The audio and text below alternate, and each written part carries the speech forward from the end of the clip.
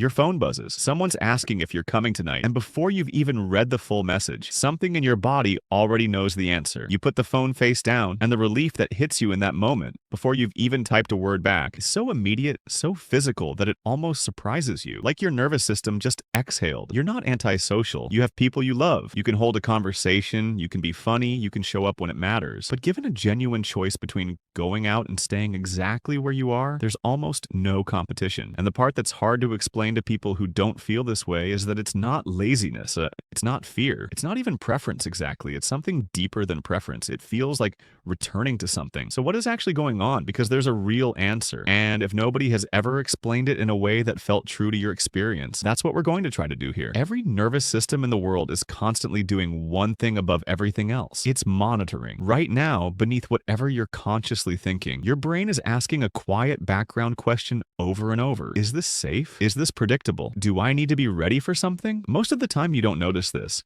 But walk into a loud room full of people you half know, a party where the music is slightly too loud and you can't find a comfortable place to stand, and you feel it immediately. Something tightens. Something in you starts working. Psychologist Elaine Aron identified a trait present in roughly 15 to 20% of people called sensory processing sensitivity. At its core, it's not fragility, it's depth. People with this trait process more input, more detail, more of what's in the room. The tension between two people across the conversation, the shift in someone's energy, the thing nobody said but everyone felt. It comes in without being invited and it doesn't stop.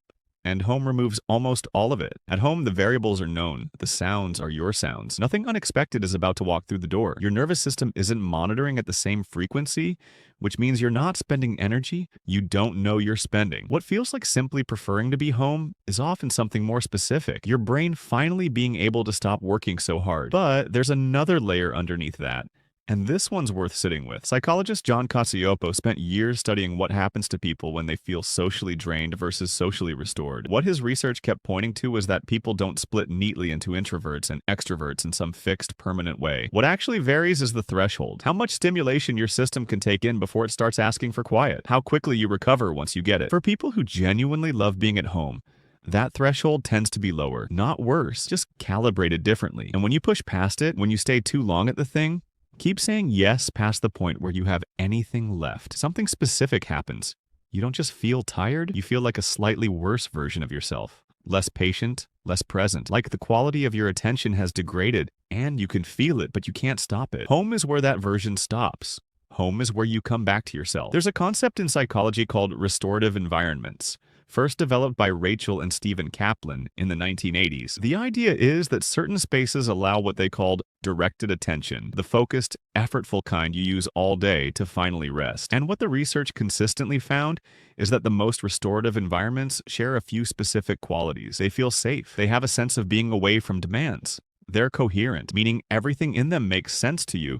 Nothing requires effort to interpret. Your home, if it's yours, if it's shaped around you, is almost the perfect definition of a restorative environment. Every corner of it is already understood. Nothing in it is asking anything from you. Now, here's the part worth being honest about, because some of what looks like loving home is genuinely that. A real, legitimate need for restoration, for depth over breadth, for a life that isn't constantly oriented around performance and presence. That's not a deficit.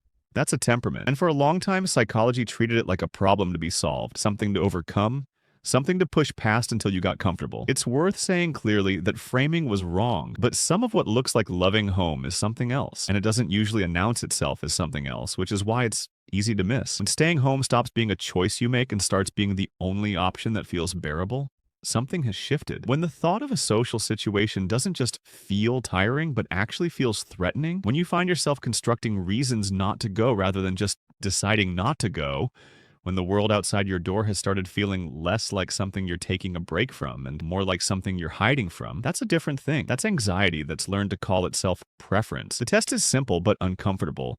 When you stay home, do you feel restored, or do you just feel relieved that you didn't have to try? Relief and restoration look similar from the outside. They feel different on the inside. One is something you chose, the other is something you avoided, and over time, avoidance shrinks the world in ways that are very hard to see while they're happening. This isn't a verdict on you. It's just something worth asking. For most people reading this, the answer is probably somewhere in the middle. Some nights staying home is genuine restoration. Some nights it's a quiet retreat from something that's gotten a little harder than it used to be. Both can be true. The problem isn't staying home. home. The problem is never looking at which one it actually is. The people who love being at home genuinely love it. The ones who have built a life that reflects it without apology tend to share something specific. They know the difference. They know when they're filling up and when they're hiding. They protect their solitude with intention because they understand what it actually does for them, not because they've run out of other options. There's a line from the research on sensory processing sensitivity that has always stuck. Aaron noted that in a stable, safe, low-threat environment, the highly sensitive person often outperforms others because they're not spending energy managing overwhelm. They're just operating. The nervous system that looked like a liability in loud, unpredictable spaces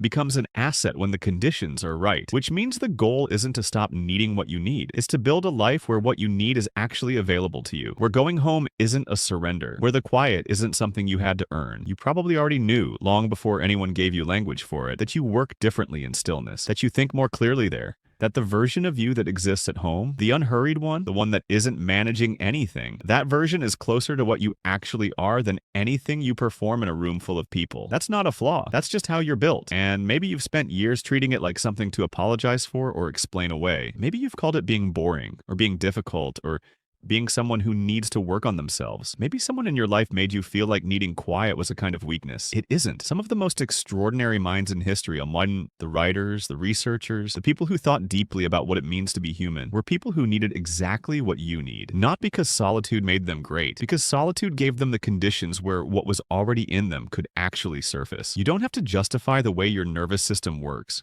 You just have to understand it well enough to use it.